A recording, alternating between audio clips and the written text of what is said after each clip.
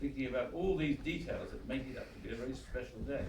But why is it a special day? It's a special day because God has given us a present, hasn't he?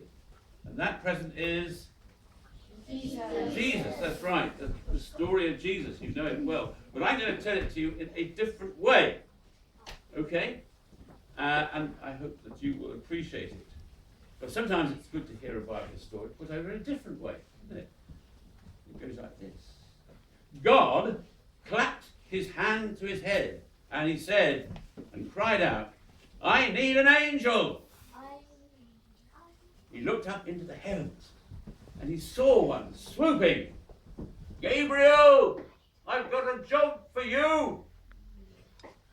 With a flash of light, flutter of wings, Gabriel arrived at Mary's house. Mary was so amazed that she dropped the bread she was holding. And Gabriel stooped down to help her pick it up. And he said, the Lord is with you, and he blessed you. Well, Mary was so surprised because she hadn't expected to see him.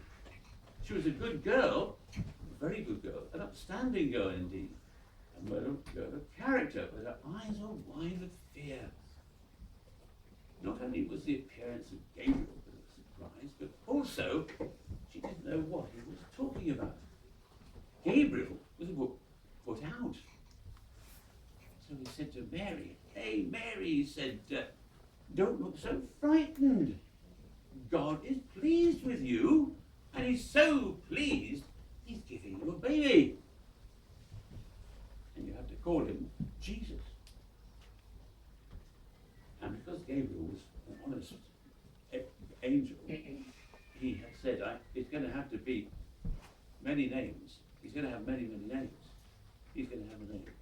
Son of God, Son of the Most High, King of Kings, Messiah, Counselor, Prince of Peace. He looked around in excitement, pleasure. But Mary was appalled. Her eyes were wide aghast. She could see the shame of her parents. That was a sad matter. And she could see herself thrown out of the house. That was terrible. And she could see her betrothed or her fiancé, Joseph, humiliated. And all her friends and all her loved ones, she could see them disgraced and shamed. How is this to be, she said.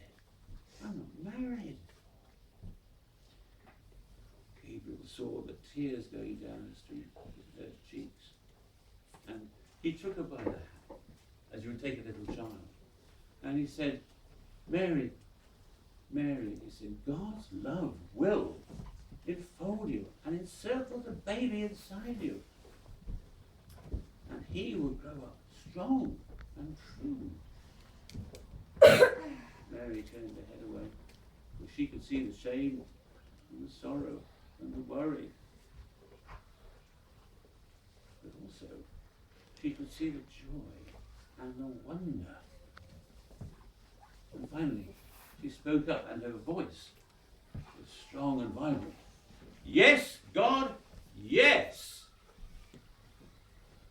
That's it.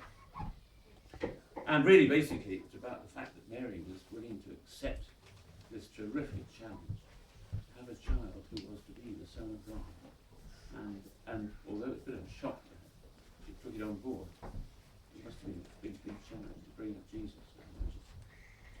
Right, we've got a couple of minutes, have we? Yep.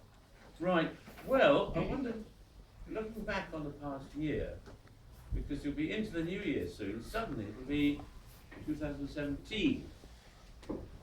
So was there anything that you really enjoyed doing? Yes? Going on, in year 4, going on a residential trip to Robin Wood. Oh, you really enjoyed that? Good, good. What did you enjoy? Going on holiday with him. Oh, right. Oh, well, that's nice, isn't it? Good thought, yeah? Going to Colomendy in year 3. Right. Yeah, it's all trips away, is it? Sports day. Sports day, yeah?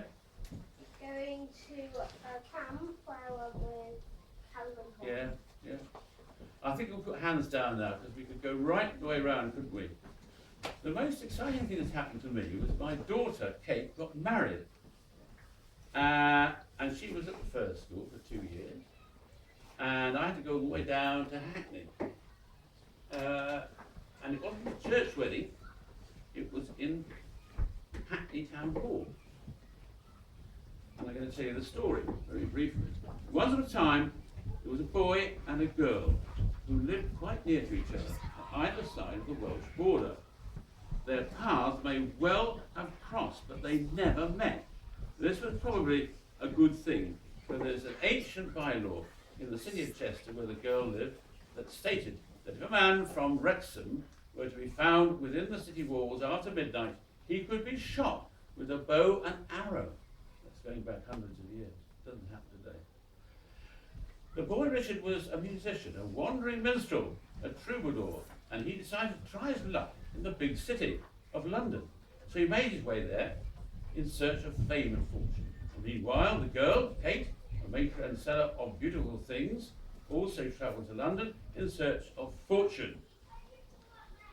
How were they to meet in such a big city with its vast and diverse population? The answer is the magic tinderbox.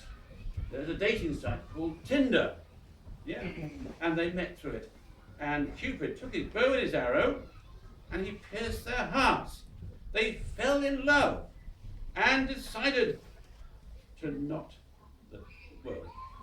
tie the knot in Hackney Town Hall, where I was, of course. But I wasn't allowed to preach a sermon or to say a prayer, because you're not allowed to in a secular wedding, okay? You're not allowed to in a secular wedding. So instead, I did a little country trick in order to celebrate the occasion, okay? There we are. And at that point, I said, we wish them, having tied them together, we wish them God's blessing in the year to come. And there. Oh my God. And their rings were on the actual handkerchief there. So I swept them off and I gave them to the registrar. Wow. And the registrar was very impressed. And afterwards she said that was the best wedding she'd done that day. And she'd done a lot of them as well. I just put two of these, it's not their rings. One of them is Ruth's ring and one is mine. Thank you very much. You've been a very good.